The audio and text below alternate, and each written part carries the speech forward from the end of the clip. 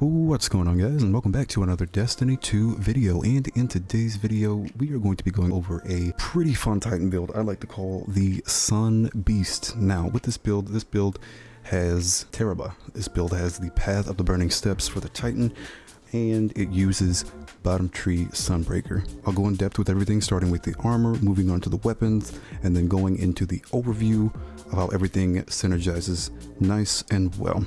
But before we get into it, be sure to like, subscribe, and ring that bell for more Destiny 2 content and beyond. So with that being said, let's jump straight in. Coming in first, we have the helmet. I like to have resilience and intellect for my Titan. I love to have my barricade up every 13 to 17 seconds. If it's in that threshold, then that's okay with me and my playstyle. It fits. And with intellect, I like to have my super back faster, because my super really plays a huge role with this build to a certain extent. But going in with the helmet first, we have an intellect mod and we have an elemental well mod known as elemental charge. Become charged with light by picking up an elemental well if the elemental well's element type matches your subclass element, and you gain 2 stacks of charged with light. It's very big and very huge for this build. Now for these empty mod sockets, you can put, let's say, any finder that you want. You could put hands-on or ashes to assets. It's okay. Me personally, I don't like to put on finders. Finders give back less ammo than regular heavy and special drops. I don't know why they do that. I don't know why this mod is dedicated to finding ammo, and it gives you almost the bare minimum. So I don't like to run ammo finders with this or any of my other builds. Really, I may put on one, but that's about it. I wouldn't dare stack 2 ammo finder mods on any piece of gear. So next we have the arms. We have a resilience mod, we have overload SMG, anti-barrier auto, which could be subbed out with anti-barrier scout rifle, and we have high energy fire. Now I have this set up because of the specific weapons I'm using. I mean, I could use hung jury for anti-barrier scout rifle here if I wanted to, but our bread and butter for my arms is high energy fire.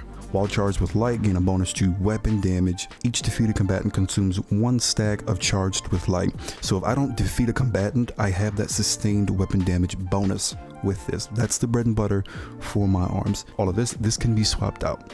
And let me remind you that this is a fun build. This is just a fun build to change up from the meta. It's not something that you could take into a GM all willy-nilly. So next, we have the chest piece. I have a intellect mod, I have a concussive dampener mod, a solar resistance mod, and charged up. Now if you'd like to change this, you would get rid of these 2 mods in the middle, concussive and solar resistance, and you'd make this mod into the supercharged mod. 2 additional stacks of charged with light up to a maximum of 5. So currently for this build I am at ×3 charged with light max without this mod here. So with this mod I'd have 4 out of 5, which is the maximum.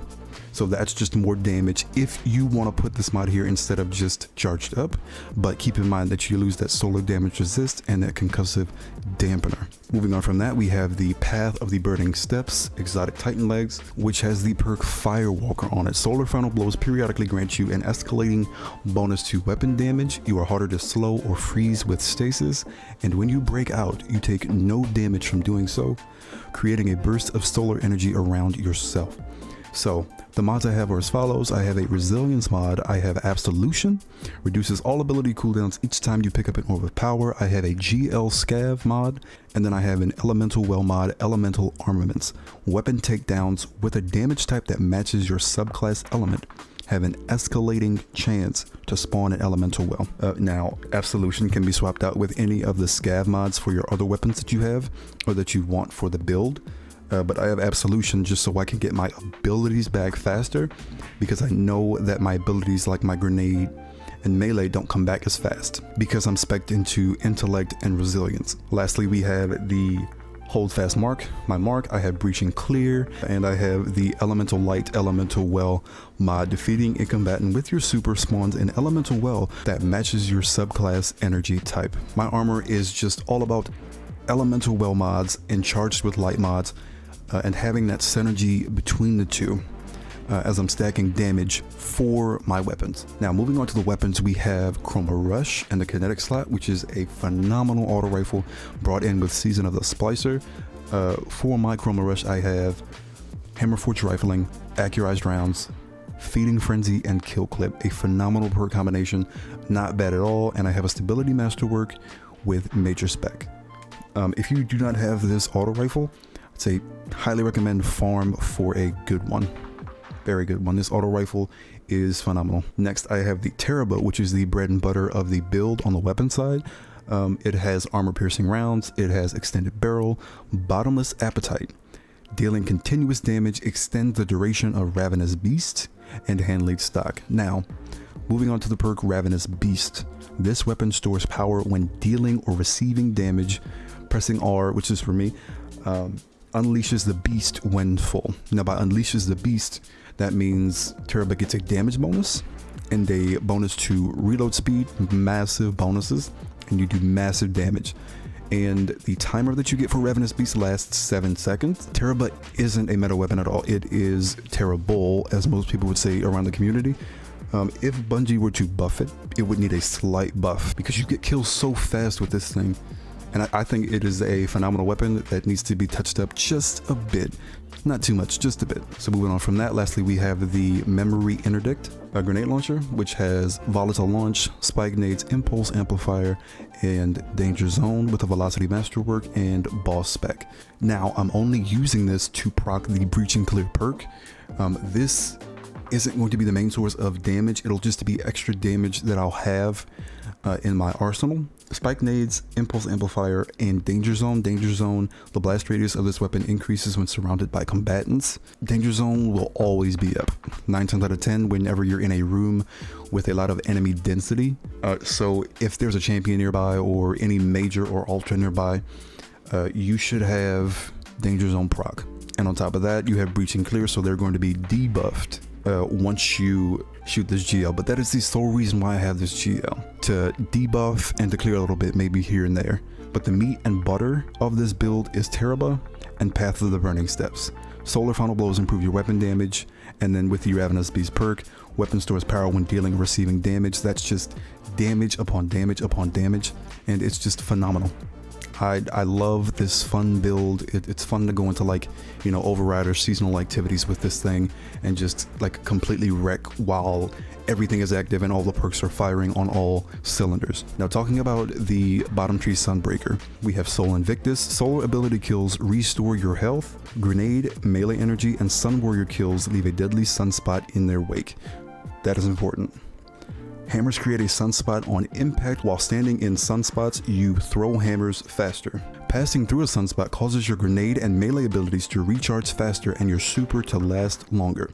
It also increases the damage your weapons deal. And then lastly, we have Mortar Blast. Strike an enemy with a melee ability to release a solar explosion, setting nearby enemies on fire. So let's look at the synergy and a tree or perk from the tree I'm most interested in. The perk tree I'm most interested in is Sun Warrior. Passing through a sunspot causes your grenade and melee abilities to recharge. I have low melee and grenade ability regen, so this is important for me to have. So I have to be standing in a sunspot so I can get the most out of my abilities to keep this build going. Your super lasts longer. Super and ability, it also adds to the elemental well mods and the charged with light mods. Lastly, increases the damage of your weapons. So I have Ravenous Beast, I have the charged with light mods, and I have my own subclass increasing my weapons damage. And on top of that, I have Breach and Clear as a debuff, which gives me even more damage. So there is great potential in this build. So it's just synergy upon synergy and weapon damage upon weapon damage. Now, if you were to go full solar, which you can, I have my auto-loading Vorpal, Boss Spec, He's and Vengeance, which I talked about in my Electric Ordnance Warlock build. It's still a great weapon, fantastic weapon. You get so much more damage from this as well, and it adds to your Firewalker stacks because it's also a solar weapon.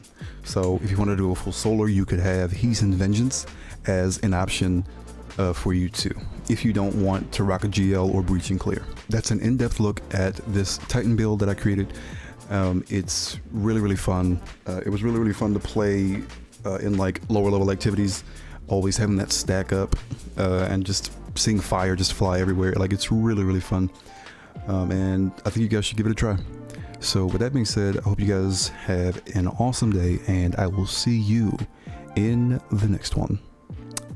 Stay safe, Guardians.